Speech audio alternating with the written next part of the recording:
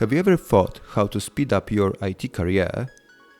Have you ever thought why some engineers, architects, leaders, and scientists are more successful than others? My name is Łukasz Karwacki and I love asking questions. I invited here many industry experts with different backgrounds and point of views. This is Engineering Growth Club podcast. Welcome on board. Hi, and very warm welcome to our special guest today, Jessica Sheehan, a data product manager and agile professional. Good morning, Jessica. How is your day? This is bank holiday in Britain, isn't it? Yeah, it is. It's been pretty quiet. We're still, not everything's still open yet, but it's been nice just chilling out and spending some time in the garden, really. Oh yeah, I love gardening. It was recently raining here, so I think it's a nice opportunity to take care of flowers and everything and grass. Yeah, well, and also just avoid all the snails, as I'm learning. The snails are everywhere over in this country, but anyway. Okay, that's that's great. All right. So as I know, you work mainly recently as a product manager, right? Yep, that's right. So you work in a agile environment, hmm and you are part of a Scrum team, and you work with engineers. That is correct. Yeah. So would you like to share with us the most common obstacle from your perspective, working with tech teams? I've been very fortunate generally to work amongst such capable tech teams that were quite driven to deliver for the business. So I've been quite fortunate that I've never really faced big obstacles that are insurmountable. However, I think it's worth noting that I guess the influences on a product manager, such as myself, and I've been working in that role for a number of years, can be quite different to those in the tech space. And that influences your communication. I guess, from my perspective, my role is to deliver the highest priority products to the business according to their strategic goals in a way that, delivers something to the customer as quickly as possible in line with agile. Those things may not be the most interesting from a technical perspective necessarily, or fully utilize the range of skills in the team. Like, in an ideal situation, 100% would, but in a business kind of scenario, real world, it sometimes falls a bit short of that. I guess, yeah, and also because of the pace of delivery, the solution might not be the most robust or the solution that we're kind of working towards or the best from the shining best from a technical perspective. So we might have to do something tactically before we act on the strategic. And let's face it, we might not get to that strategic solution for a long time due to other priorities. So I guess tech teams have to be aware of gold plating solutions. But I guess similarly, the PM, such as myself, has to be clear about what the MVP requirements and business delivery goals are. So I guess that's where communication between the two is the most important. Okay. It's very interesting. You mentioned something that sometimes the most robust, not the best solution from the technical perspective. So how you influence or communicate that it's not the best technical or the most modern solution, but you would have to implement anyway? I think in terms of communicating with the team, I'd sort of say I'd try and say very clearly, okay, the business wants to get this out of it, or that's the MVP. We need to deliver this particular analysis outcome to the customer. We need to do it for a report that's due in, say, a month's time. I think that's where I'd have, I guess, an open communication with the engineers and be like, and they might come up with a number of different solutions. And that's what I really enjoy about working in the tech team, is that everyone is incredibly innovative. In an ideal situation, that might be, putting in a complete ETL pipeline with all sorts of bits and pieces. Whereas in reality, we might have to kind of do some more manual steps or something that's not the most up-to-date modern solution to kind of just get that analysis on the line. And then, but at the same time, be very clear about the limitations, and for me to take that back to the business and say, yes, I understand, you want something pursuing speed, but it might not be the most rigorous. Here are the risks, and if the business is happy to take the risks in the short term or medium term, then it's up to me to kind of communicate that and then relay that back to the engineers. Oh, okay, thanks. So you mentioned something that the business sometimes want to take risk if it's possible, right? Yeah, well, I guess everything is a risk, right? That's Or true. has a certain level of risk in business. I guess what I'm thinking of, it's that whole thing between a quick solution, which may or may not have a high level of risk. And risk can be, I guess, across the board. I guess the type of risk I'm thinking about here is maybe development of tech debt, right? So we might put something very quickly together that has a lot of manual processes that builds tech debt, and then kind of a risk that, it's going to cost us more money later on, or that we have to kind of think about alternative ways to address that. So it's always kind of weighing up the different options about getting the insight as soon as possible versus, or can we spend a little bit more time on this, build something a bit more sort of I guess I'm not going to say secure, because security has to be paramount no matter what you do, but build something that's a bit more robust from a technical perspective and more long-term view versus a short-term. Okay, so what I understand, you as a product manager, you usually foresee the future, what's the big picture of the product. Yep. Because sometimes the engineers, they see smaller part of the world, but you can influence them, giving them the bigger picture, how to fit in the strategy. So it can help you to communicate the real reason why something is developed and why it's not the most modern technology. Does it make sense what I understand? Yeah, absolutely. And that's something that, I always I'm very mindful of, because, the engineers, they do an amazing job with the information that you give them. But if you don't provide that context, then how are they meant to know that this is what we're working towards, and how are they able to kind of to develop that kind of business pragmatism as well? That, okay, this isn't the bells and whistles solution, but we need to be able to deliver this thing quickly. And it really just helps for staff morale, like to kind of know what you're working towards and to be motivated to work towards that. So yeah, that's something that I'm very aware of. Oh, okay. And it's a responsibility on me to I guess, communicate that to the team. So if something goes wrong, it's your fault, right? I think that's a technical line, but no, I guess agile is like, it's everybody's fault, right? It's the team. That's very true. Like learn fast, fail fast, learn fast. Yeah, that's to right. deliver and validate quickly with the business users. Yeah. Okay, something brought me another question. I think I've got the feeling you already answered part of it. Like, what is the most exciting working with tech teams? And what I've noticed, what you said, that they are a very highly innovative environment. Yeah, that's what I really enjoy about working in I guess, the tech space. Like, I've always worked in data in some way in my career, but certainly the last sort of 3 to 4 years when I kind of focus on more engineering, it's an incredible level of innovation. As I sort of mentioned before, you mentioned a business problem that we're trying to address to a group of engineers. And there'll be a list of ways to approach it in the first 5 minutes, which is like awesome. And also, I found in tech, I guess more than other industries I've worked in, like such a incredible willingness to act on solutions and like proactivity. It might be partly driven by the agile model, where teams, I guess, are empowered to come up with the solutions themselves. But there's really that passion to problem solve, and everyone sort of seems to be quite personally invested into solving the problem.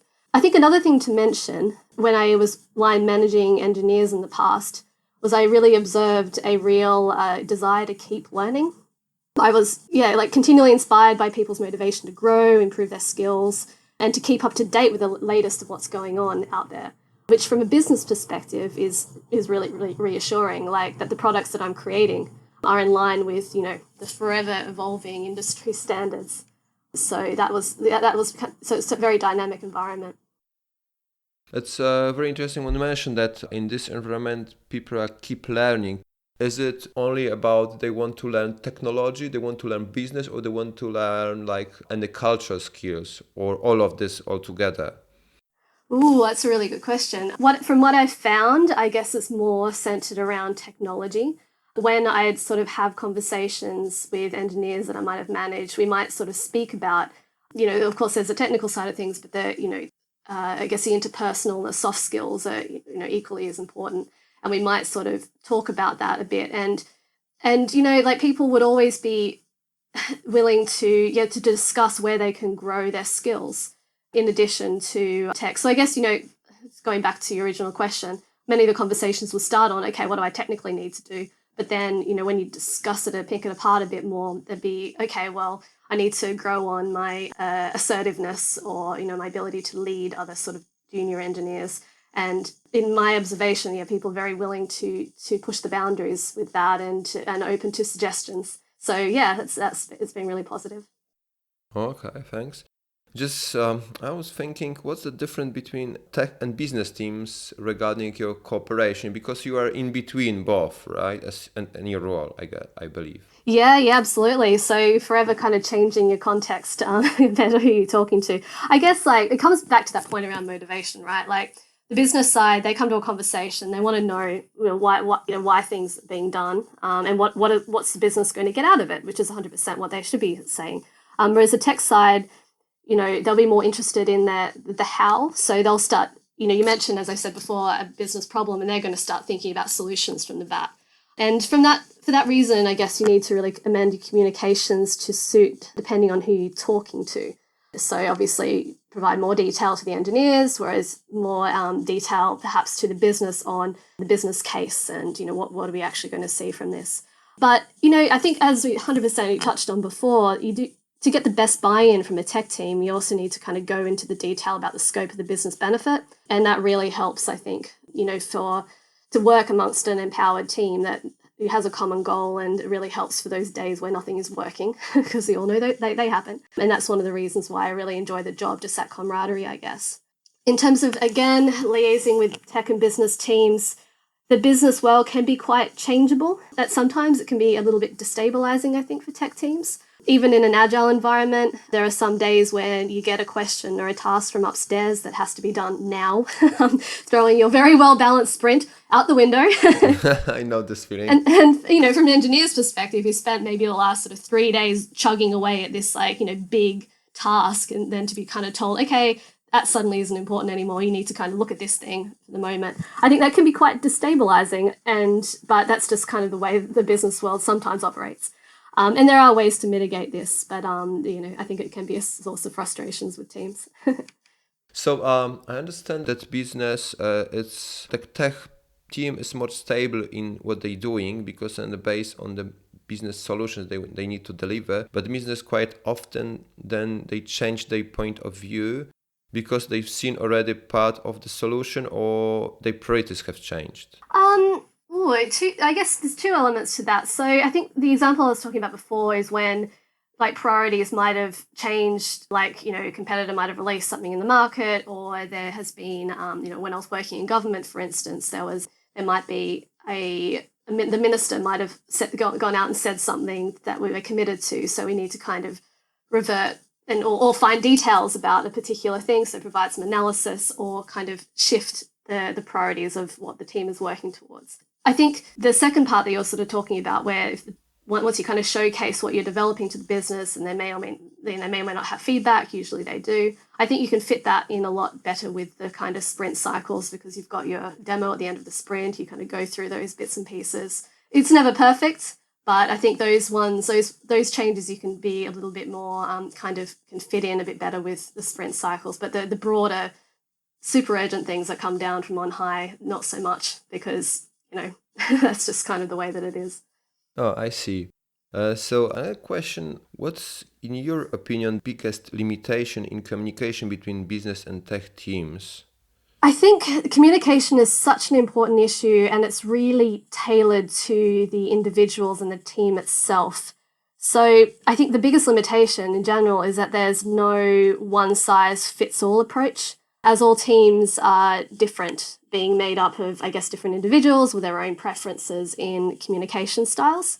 I've been thinking a bit about this myself, having started a role the day before lockdown happened across the UK. So, myself, I'm somebody that likes to communicate in person, and that's the way that, I just prefer to communicate. So I guess I've had to kind of relearn how's best for myself to kind of take in communication, but also communicating to this team that, barely know me.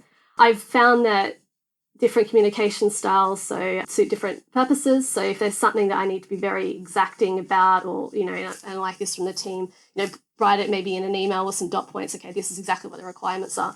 But when we're talking about broader kind of strategic things and talking about the vision of the team, definitely try and emulate as much as a team meeting as possible virtually.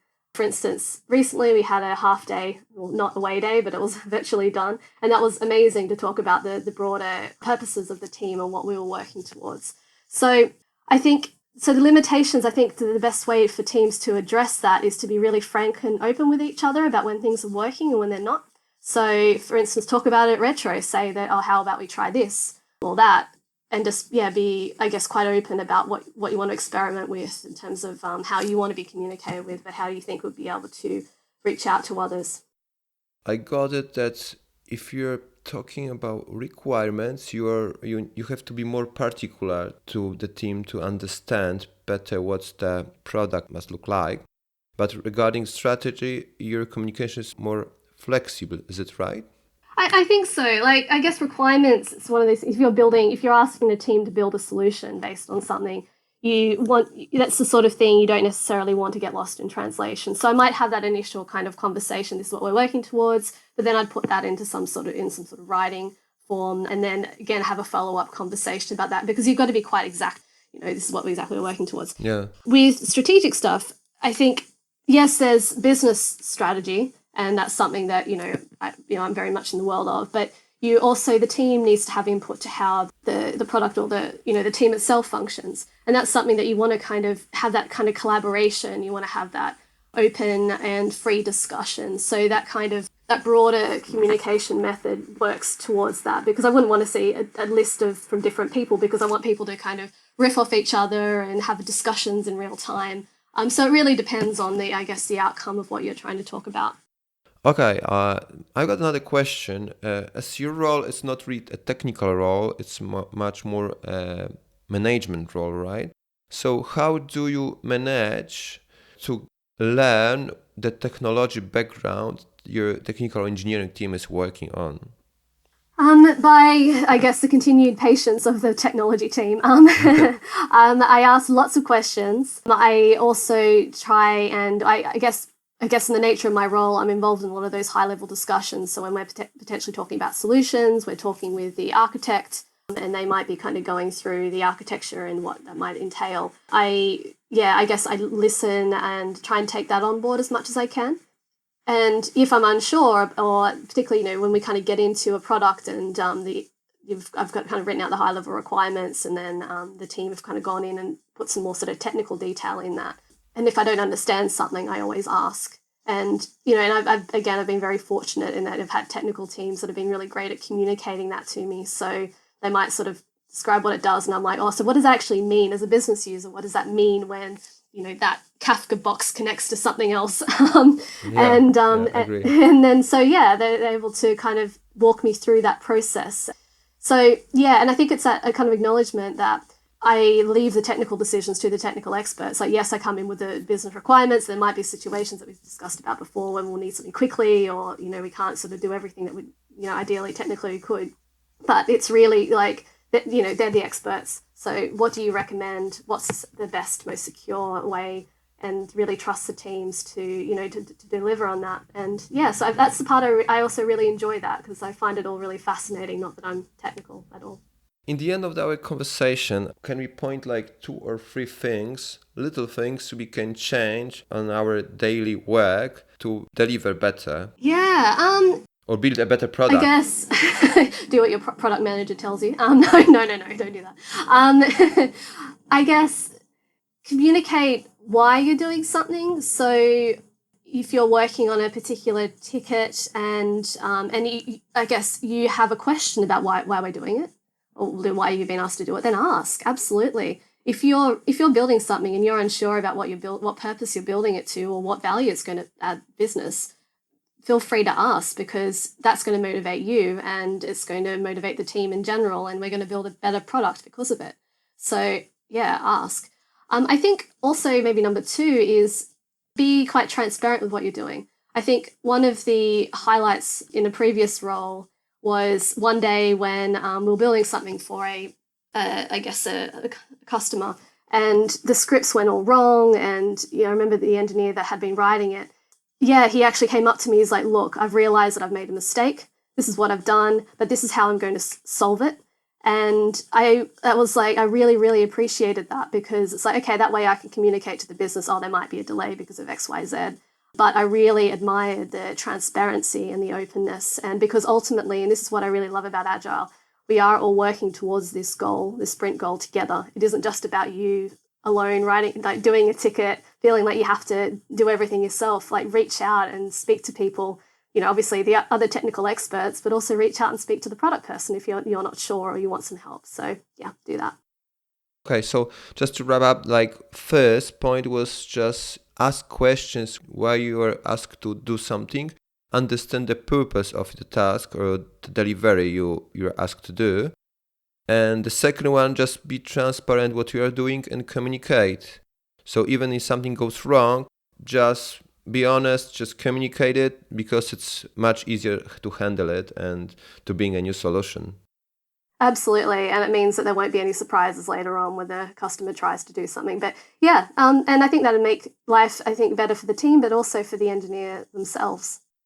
It's a pretty nice conversation. I took lots of notes, but I never had an opportunity to talk to a product manager to see the different side of the coin.